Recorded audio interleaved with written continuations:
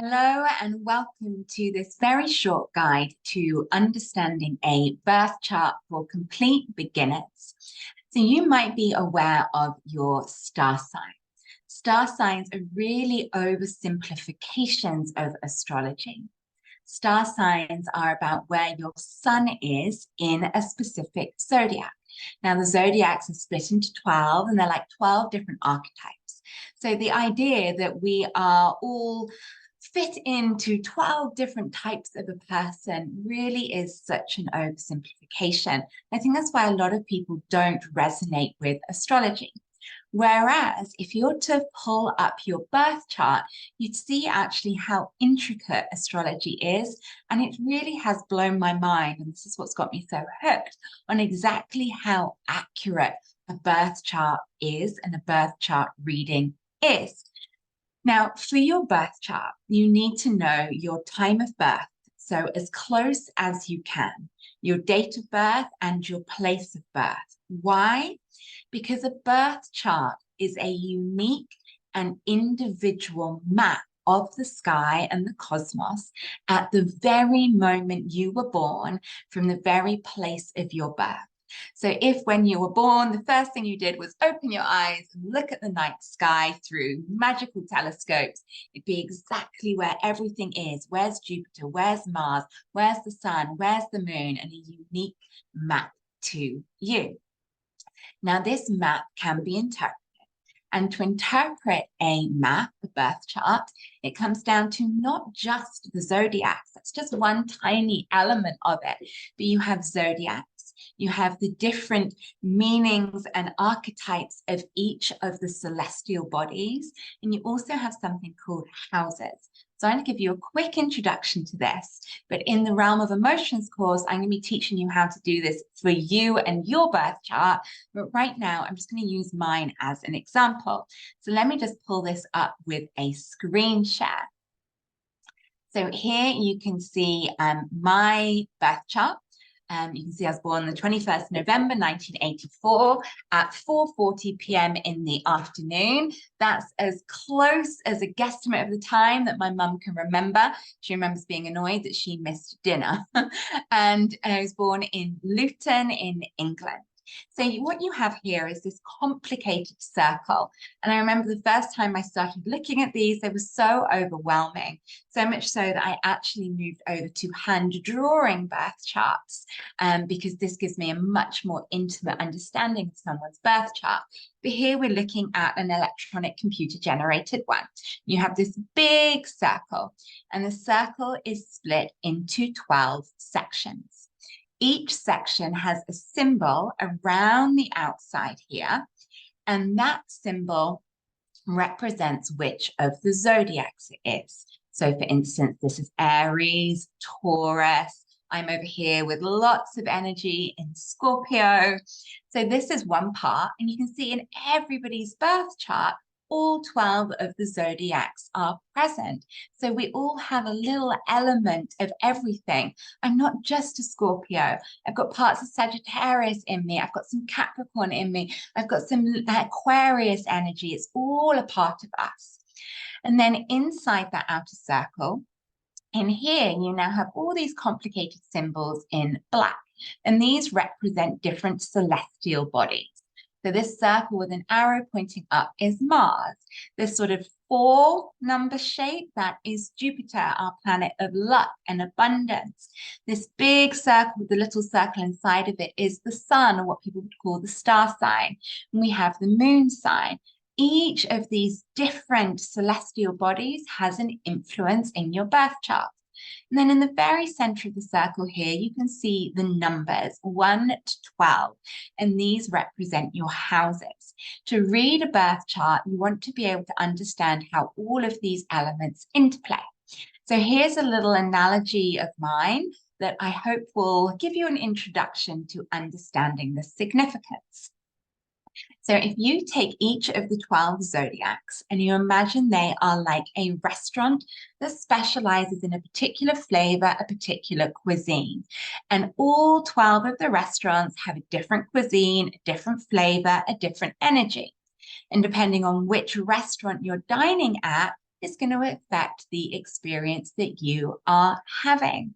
For instance, if you are dining in the restaurant of Cancer, the zodiac sign, you're going to have a really nurturing, nourishing meal, probably home cooked food, something that makes you feel really cared for, nourished, and mothered by Mother Nature. Maybe you've actually gone instead to have a dinner in the restaurant of Taurus. Here it's going to be about presentation. Everything's going to be really beautiful. It's going to make you feel inspired by the beauty of the world and savoring beauty in the everyday. You're going to eat with your eyes as much as with your mouth. Then say you come to the restaurant of Scorpio. Scorpio is actually going to challenge you to have dinner here. Scorpio is going to be quite deep with intense flavors that challenge and educate your palate. They're going to expand your mind. They're just going to challenge you.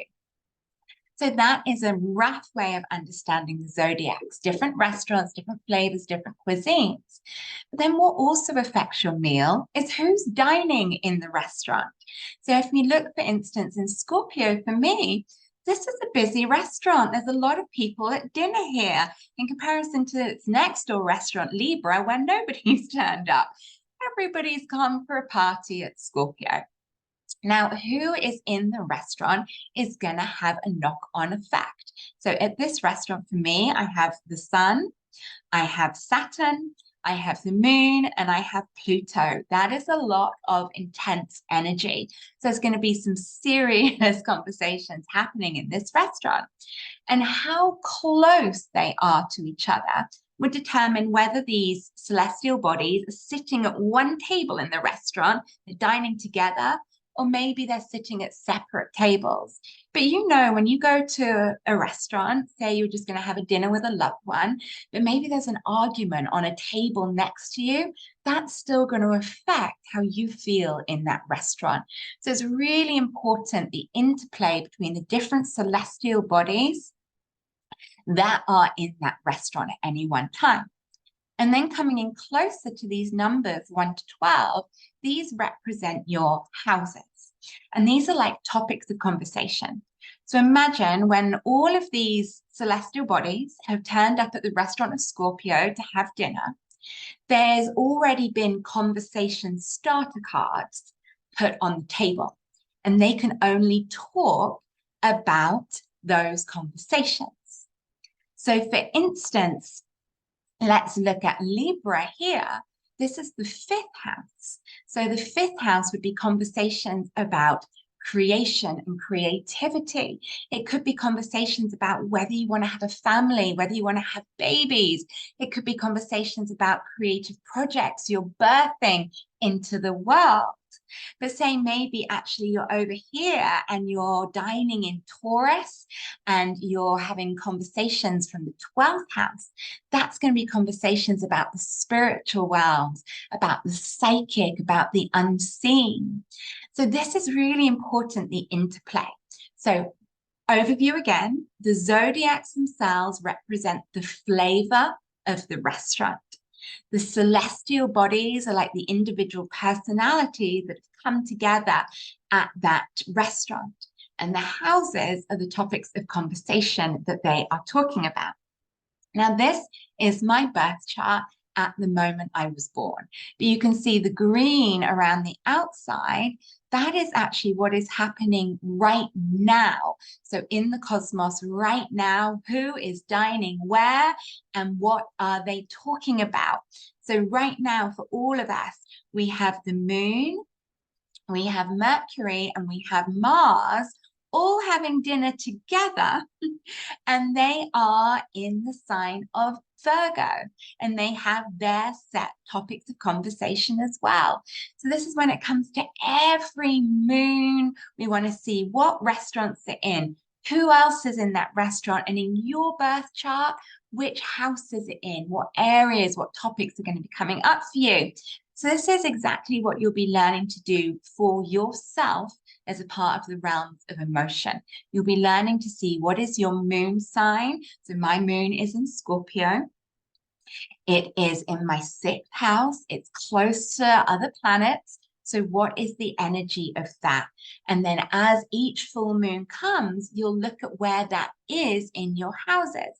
So we just had a full moon in Aquarius, which was in the 9th house. So a full moon shine a light.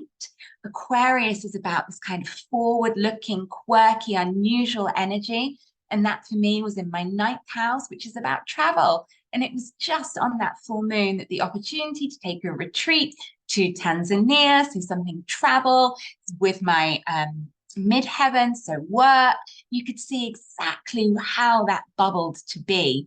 So I hope you found this interesting. I know birth charts and astrology are super complicated, and this was a very quick introduction. If you want to learn more, come do the Realm of Emotions course. If you pay in full, you get a hand-drawn birth chart from me, but whatever option, you get taught how to read this.